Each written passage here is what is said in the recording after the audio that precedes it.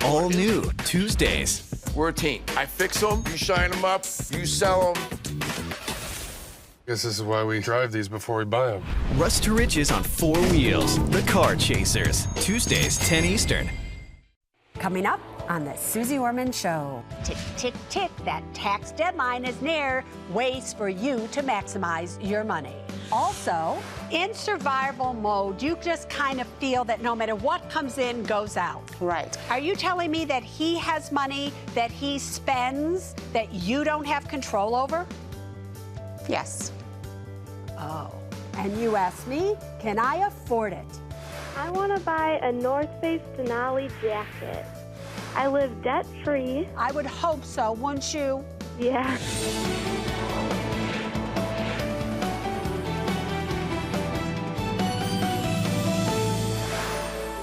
Hi, everybody. I'm Suze Orman, and you are watching the Suze Orman Show.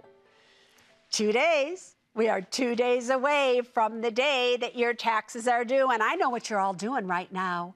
You are scrambling. You are doing everything you can to make sure that you file on time and that you're funding your retirement accounts and that you're doing what you can do to maximize your money. So with that said, I just want to make sure, because in this year, 2013, there have been some changes to retirement accounts in terms of how much you can actually contribute. And I just want to make sure that you're putting the maximum in there. So in the long run, you really do maximize your money. Let's first talk about that you have 2 days left to fund, whether it's a traditional IRA or a Roth IRA. You have 2 days left to fund your Roth IRA for a last year, 2012 contribution. So if you put the money in now, you can count it towards 2012 and still put more money in for 2013. So let's talk about the maximums that I would like to see you put into your Roth or traditional IRA. For 2012, if you're under 50, the maximum is $5,000. If you're 50 or older, the maximum is $6,000. For 2013, those maximums have actually increased. In 2013, the maximum you can put into a traditional or Roth IRA, if you're under 50, is $5,500. Or if you're 50 or older, it's $6,500. Take advantage of the maximums. Now, you should also know in 2013, the maximums for your 401k plans have also changed. If you're under 50, the maximum is $17,500. If you're 50 or older, the maximum is $23,000. You should also know that when it comes to maxing out a retirement account or a 401k plan, which 401k plan should you be using? Now, new to the tax law of 2013, you can, even while you're still employed, convert the money that you have in a 401k plan to a Roth 401k if the company that you're working for has a Roth 401k. Should you do that or should you not? If they have a Roth 401k, I do think your new contributions should absolutely go into your Roth 401k.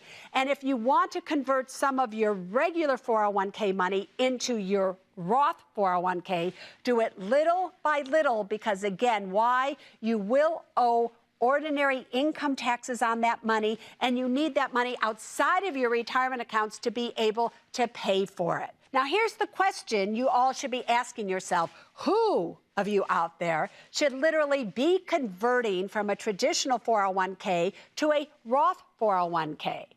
Listen, if you're about to retire next year, you're going to need this money to live on. Don't pay the taxes now to convert in most cases. If you're young and you have years and years for this money to compound literally tax-free, which it will in a Roth 401k, that is who should be taking advantage of it. Those are just a few of the things that you need to know about retirement accounts so you can do what? Maximize your retirement money. Let's go to Kim in Connecticut. What's on your mind tonight? Hi, Susie. How are you? Fabulous, thank you. Good. I owe a credit card company $1,455. To be And exact. Yeah, to be exact. It's probably more than that now because I haven't paid it in the last month. But it went into collections because I was out of work last year. And now I have a full-time job, and I'm ready to pay it. They offered me a settlement of half of it if I pay it half of it in full. But then they said something about reporting it to the IRS. So I want to know what that means, and is it worth it? Yeah, so here's the thing. Are you better off paying $1,455, exactly what you owe? Even if you do so, it will not help your credit score. Got that? It's already done its damage, so paying it to help your credit score isn't going to work. But you pay it because you owe it. So if you do not pay all of it, let's say you pay $700 of it, they then have forgiven a debt that you owe. Of $755. That $755 will be reported to the IRS, and you will owe income tax on that. I still think that's a better way to go. Brenda, coming to us from California. Where in California do you live? I'm in Sacramento. Sacramento. All right, what do you need to know? Susie, thanks for taking my call. I watch your show every Saturday, and since I've been following you, I've been able to pay my credit card debt down to zero. I still have the cards open because I'm not sure if closing them will negatively affect my credit score. And I do have a history of 5 years with one of the cards. But however, having the cards open is costing me. Much to my surprise, they're charging me a $10 per month maintenance fee. On all of them? On 2 cards? Those are being... 2 cards. You're closing those, girlfriend. Those are gone. just and they're them. also charging me a $100 a year annual fee. Girlfriend, and that comes...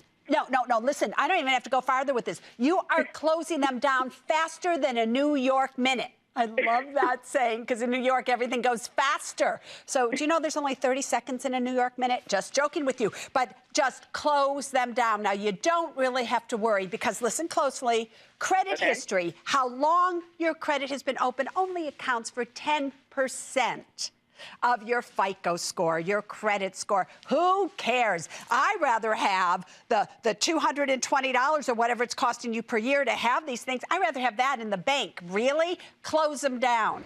Let's go to California. Natalie, what's on your mind tonight? Well, it's so exciting to talk to you, but here's my problem. I'm 28 years old, and I've always had a lot of fear and anxiety about money, and because of that, I just like to save. And I'm more excited about saving than doing anything in the world. So I have a lot of money in savings, but I don't really do anything productive with it. I don't know where to put it. I've been married for just a little over a year and a half. We're both teachers. We're not making millions. He spends, I save. We keep our accounts separate, and we only combine for one account where we pay bills from. And I think of all my accounts as mine, and I don't focus on joint savings or anything like that. I want us to have long-term financial stability. I want to buy a home in a couple years, and I don't want to be an old grumpy teacher who's forced to work and not retire. So I don't know what to do. You know what I find fascinating about this call, my dear Natalie, is you know that you said I want to do this, I want to do that. So even though you are a we, you do not consider yourself a we. You consider yourself an I. That's already showing signs of trouble in a relationship that is just a year and a half old, don't you think? Yes. Yes, all right. Can I just ask you again a simple question? If you could turn back the hands of time a year and a half ago, do you wish you never had said I do? Oh, no, absolutely. I'm very happy. I have to shift my mind frame into having joint goals instead of independent goals. Do all of you listening right now out there believe our dear Natalie? Maybe yes, maybe no. All right, you can think that way for now, but here's the thing. How much do you have in your savings account? $14,000. All right, great. And how much, do you know how much your monthly expenses are jointly? Yes, they're just over $2,000, $2,200. All right, so you really need $16,000 in an emergency fund in case something were to happen. So first of all, if this is money that was your money that you saved prior to marriage, because California is a community property state. So that means that he has 50% of everything that you've made since the day you were married. You should make sure that at least that amount of money that you entered the marriage with is held in your individual name, and you never put his name on it. So that money I would keep in a separate savings account just for you. The rest of it is going to be half his regardless of what happens here. You do know that, right? Right. Are you sure you know that? Yes, we know in California. All right, there you go. So right now, just keep it there. After you have that, look into opening Roth IRAs in your individual name, fund it up to $5,500, save for 20% down on a piece of property. Do those 3 things, and you're on your way. But the thing that concerns me most is this I versus we versus I. Are you sure you're happy? It just seems like we're making all this money, but there's nothing to show for it. Are you telling me that he has money that he spends that you don't have control over? Yes. Oh. And later, Can I Afford It? Call back. Herb was on the show 8 months ago. He wanted to go to baseball fantasy camp. At one of the games we played in the Twin Stadium, we had an announcer, and when it was my turn to bat, he announced, "Now batting, the star of the Suze Orman Show, Herb Brunel."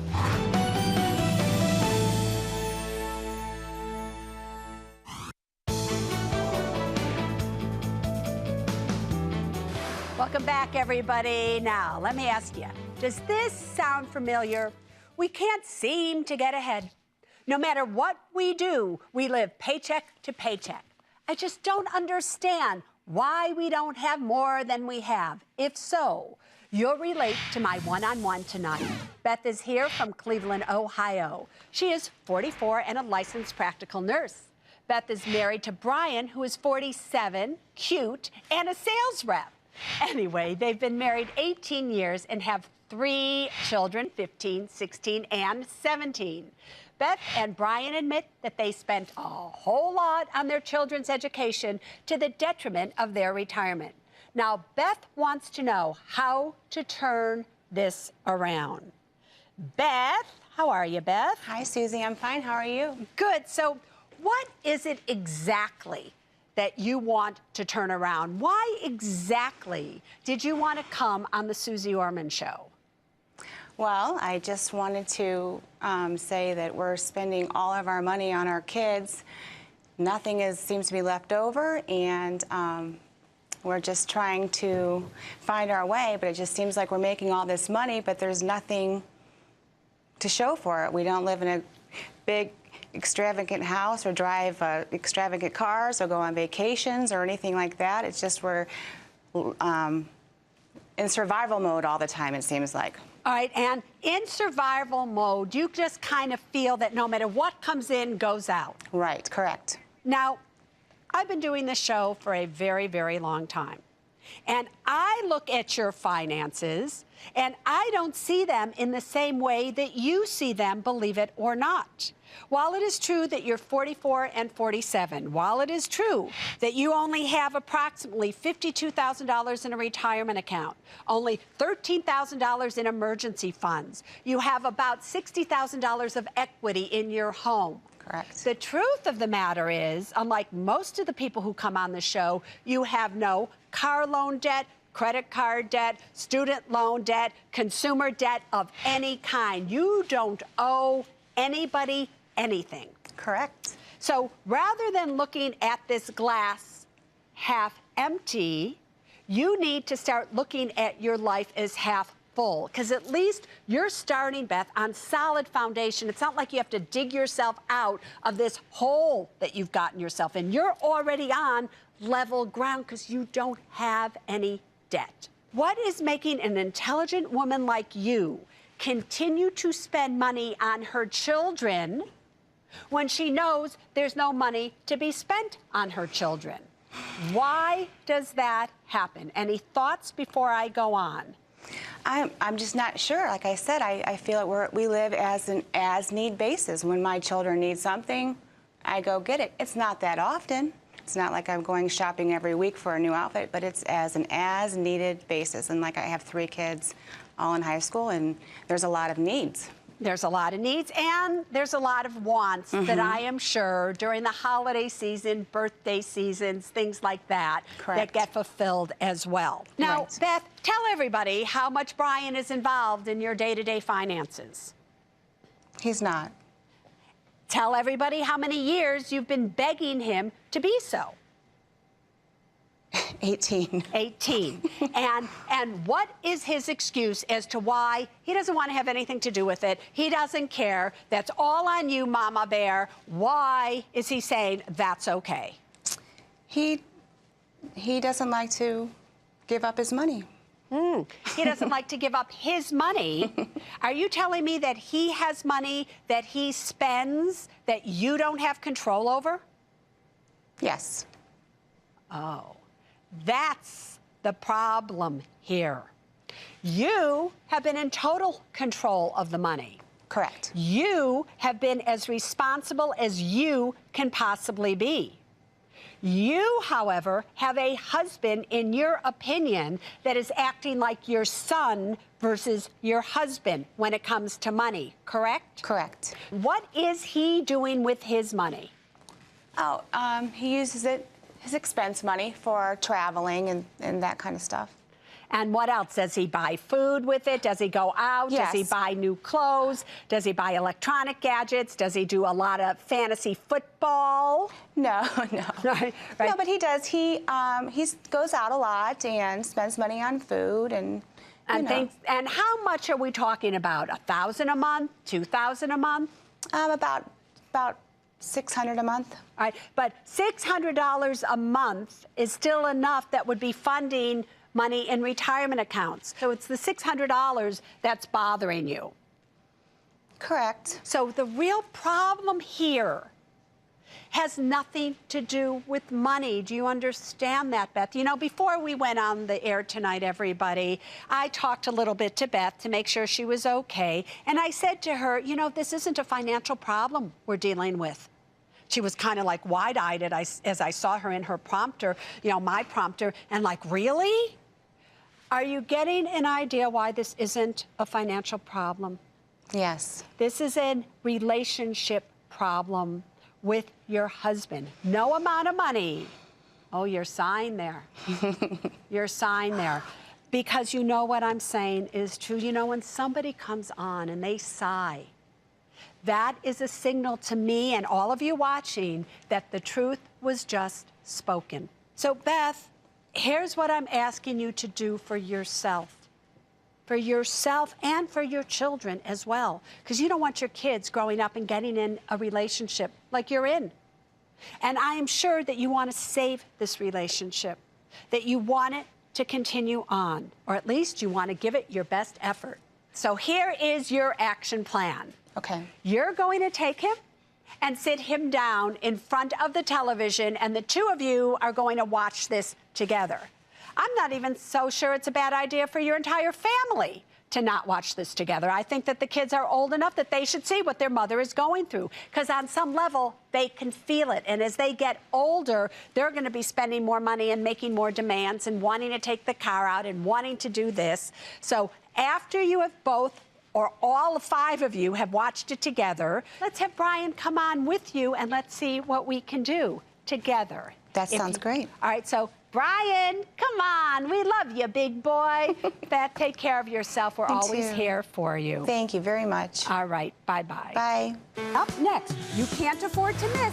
Can I afford it? We want a new driveway. You want. You said you want. You did not say I need. You said I want. Also, I want to buy a Google Nexus 7, but it's not for me. It really isn't for me. It's for my 40-year-old grandmother who lives 1,300 miles away. If I approve you for this, you're not going to give your granny your old one and keep this one, are you? No. No way.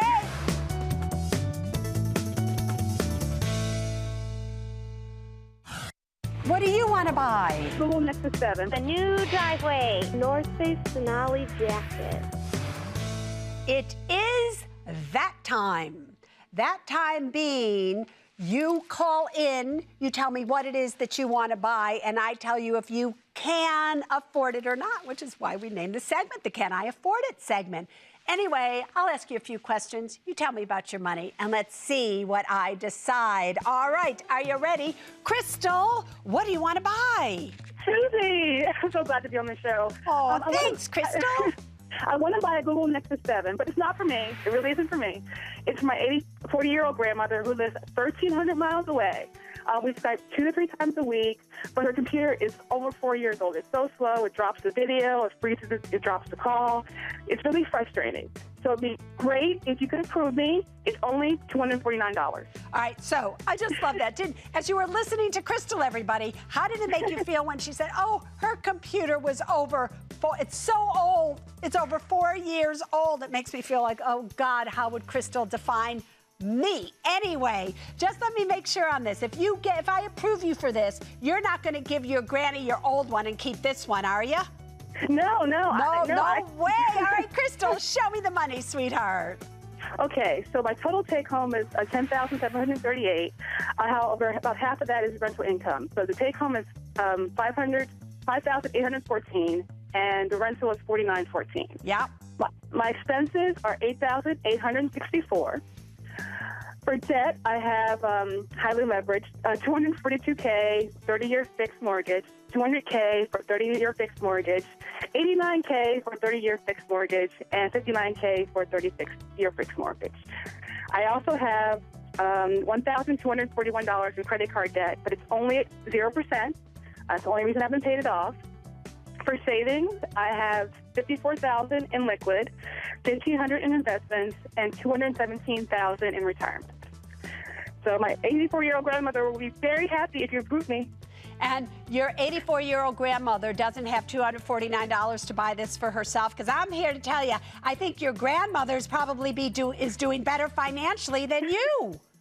Well, she would think it wasn't extravagant, because her computer does work. It just doesn't.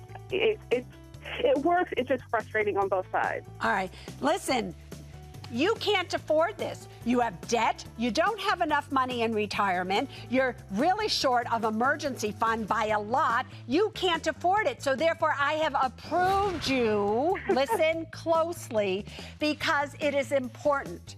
People first, then money, then things. To have a granny who's getting older, and you talk to her once or twice or 3 times a week or more, and you can see each other, that, in my opinion, is priceless. So this $249 is an incredible investment in something that all the money in the world can never buy. That is the only reason I'm approving you, girlfriend. You better get your financial act together. You're making too much money to have this little and too much expenses. All right, Sharon, what do you want to buy? Okay, Susie, how are you? I'm good, Sharon. How are you? Oh, I'm really good. I'm hoping to hear good news. We want a new driveway. You said you want. You did not say I need. You said I want. All right, why do you want a new driveway? Well, our current driveway has a lot of dips and the pivots and the sinkholes in it. It's not quite wide enough. When you pull in, you get out, you're stepping in the grass. You are, and so is it dangerous? No. No? Is it just something that's inconvenient? Yes. Yes. Show me the money. Okay, I'll show you the money. We have an income of $4,152 a month. Yes, ma'am. Our expenses are $3,686 a month. Yes. Our home mortgage is $200,000, 30-year fixed. All right.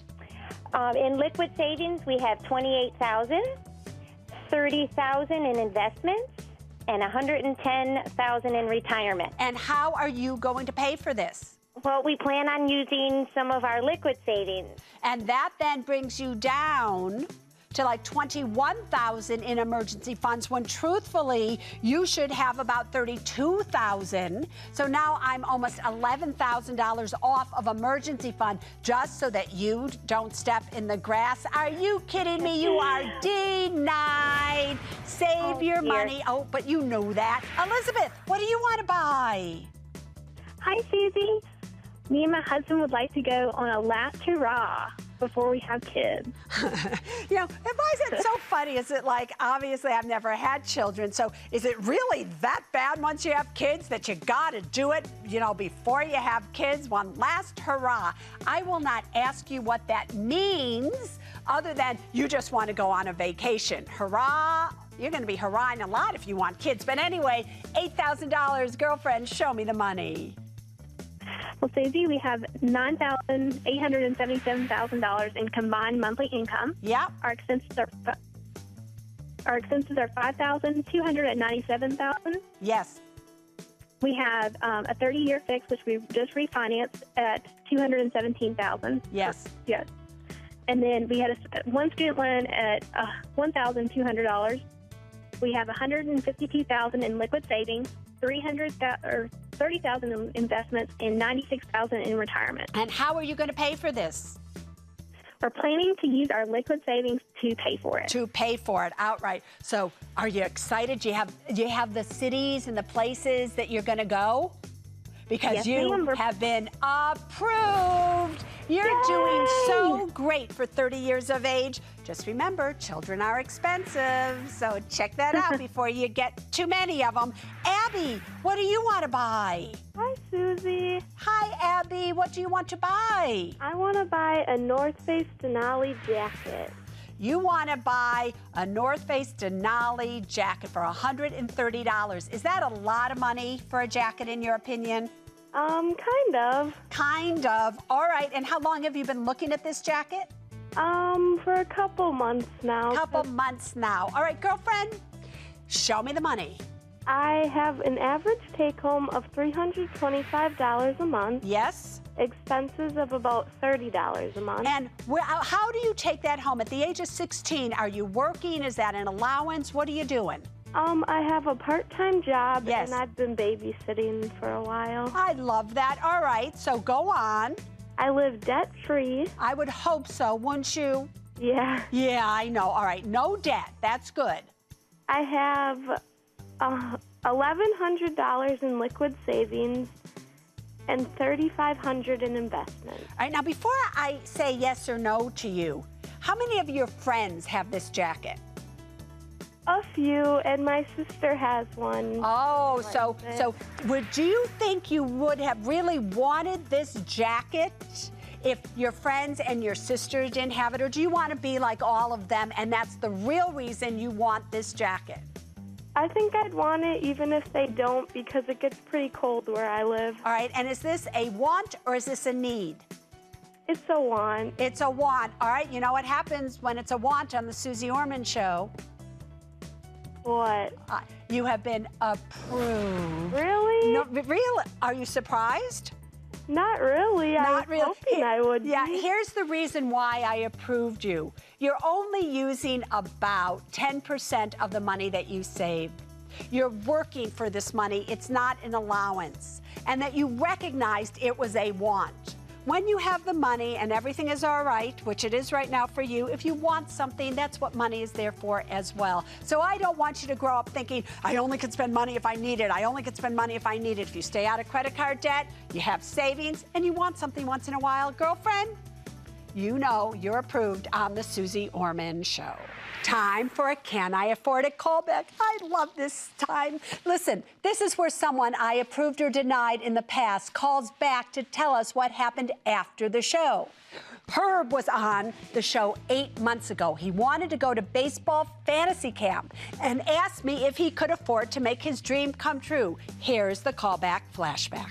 Herb, what do you want to buy? Oh, I want to spend $4,000 to attend the Minnesota Twins Major League Baseball fantasy camp. How long have you wanted to do this? Oh, for many, many years. How many is many? At least 10 years. Is it really worth it to have a fantasy for $4,000 when the truth of the matter is we might have a financial nightmare because we don't have that much in retirement, we don't have whatever. So it breaks my heart to hit this one out of the ballpark for you, but you have been approved. Herb, you go have a great time, and I love that you want to have a fantasy at the age of 74. Herb, are you on the phone there, boyfriend? I sure am. All right, so Yes, I just have to ask you, did you do it? I did it, and it was fabulous. Tell me all about it. Tell me, what was it like? Well, I'll tell you what. It was Major League all the way. We had 2 full-time trainers. We had access to a massage therapist. I was on a team called the Warriors, Go Warriors, and we won the championship. I wanted to, first of all, thank you for approving me because it made the spending the money so much easier. My wife never thought that I would be approved. And calling the show enhanced the whole experience because I became known in camp as the Susie guy. Well, and at one of the games we played in the Twin Stadium, we had an announcer, and when it was my turn to bat, he announced, "Now batting, the star of the Suze Orman Show, Herb Brunel." I only wish I could have been there to see it myself, boyfriend. I wish you could have been there, too. All right, so stay in touch and know we love you.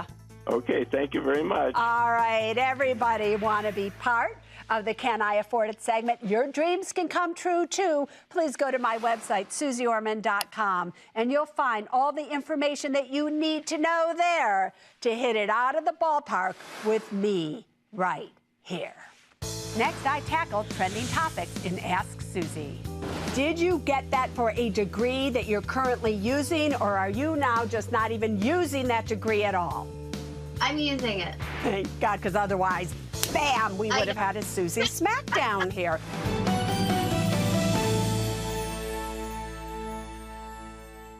If you think you need it, before you buy it, you better ask, can I afford it? In today's hard times, you need a financial reality check. The Suze Orman Show, Saturdays.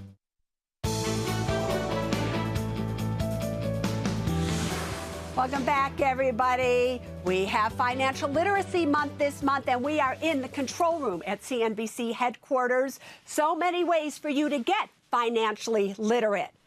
Just watch me here. Come to me here, and here's how you do it. Take a look at your screen. You can send in an email, join me on Facebook, or send in a tweet, and if you put hashtag Ask Susie, it comes right here. If we choose it, we'll answer it on the air. All right, let's see what's trending right now.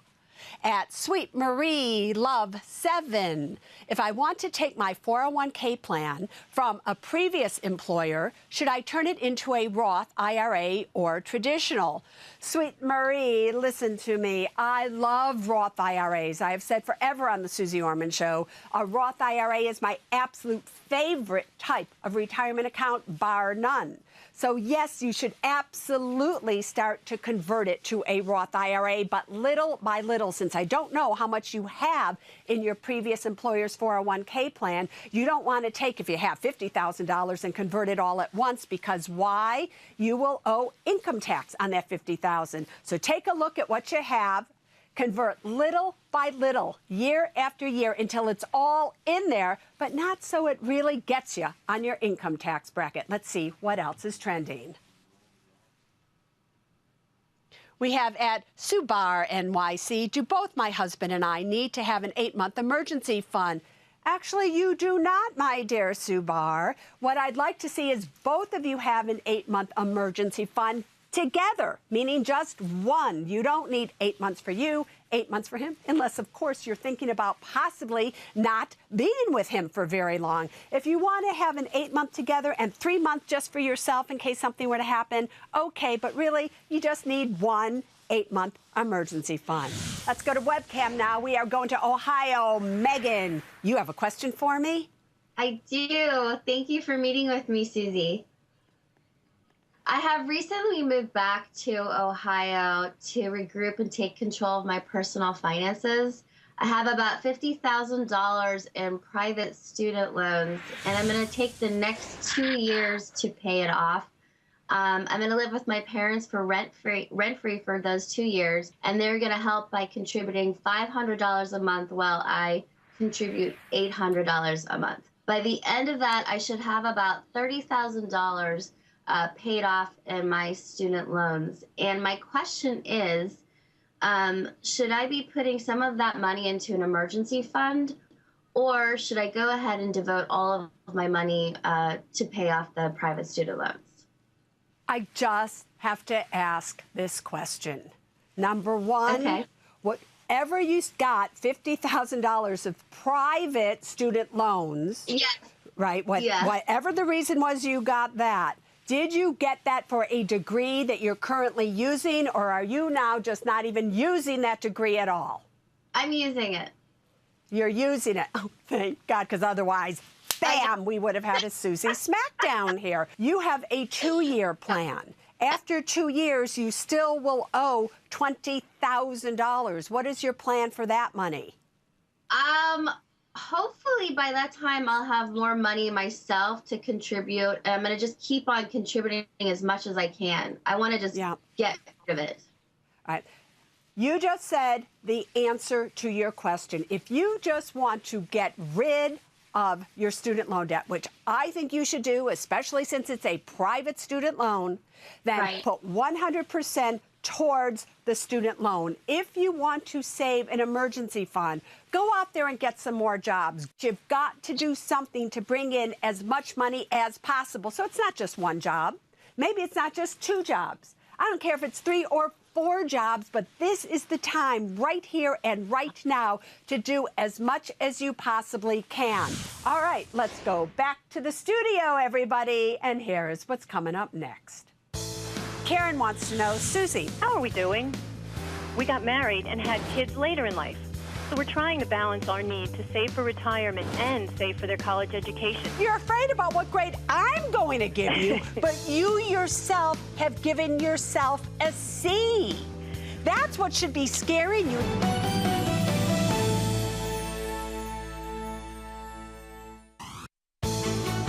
Welcome back to the Suze Orman Show. Hi, Susie. I'm 51 and my husband is 49.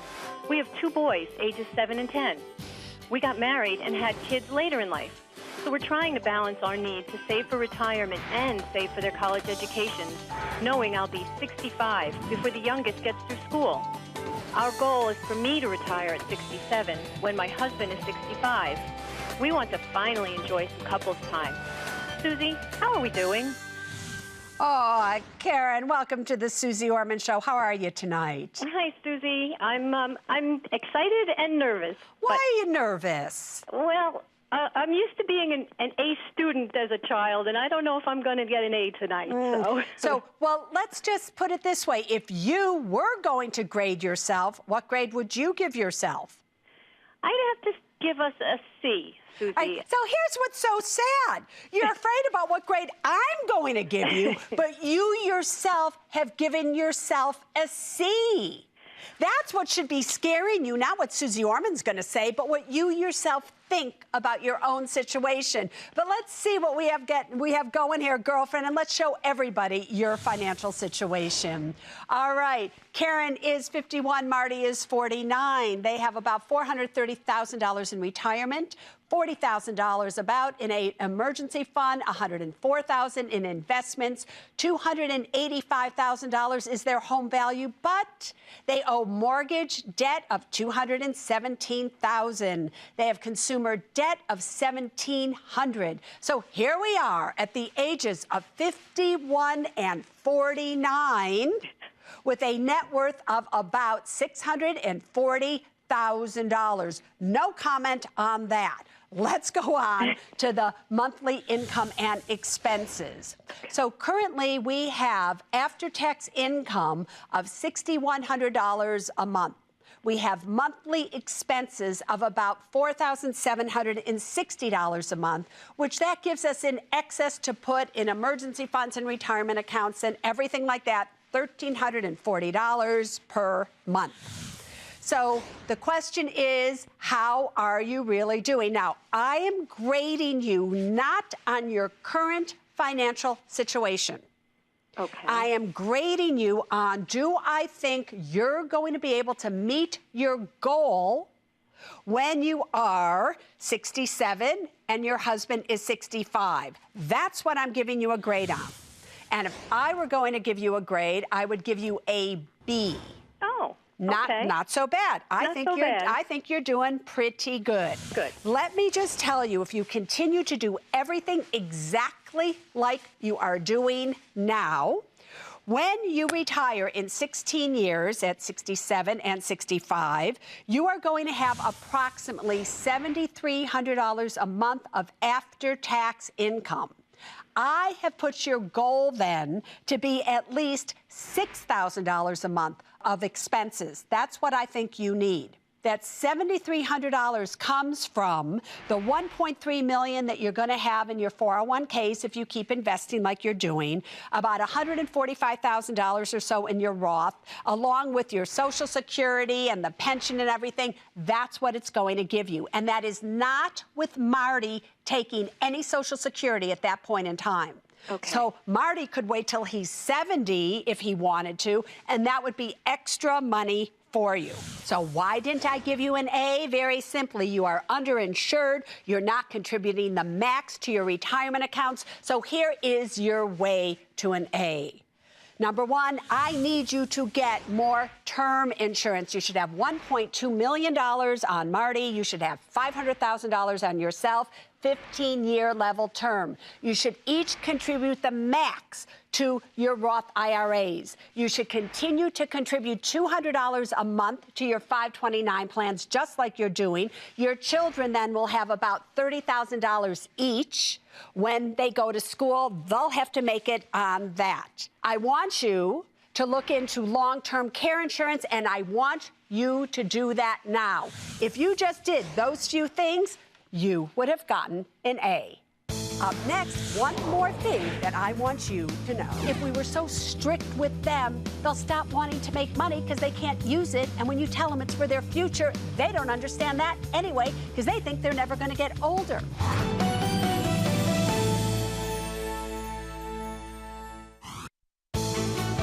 Welcome back to the Suze Orman Show. Wow, that hour went fast. So that means it's almost a wrap here on the Suze Orman Show. But before we go, there is still one more thing that I want you to know. You know, every Saturday night when I do this show, it seems like something really strikes me that I find so fascinating that I want you to actually pay attention to.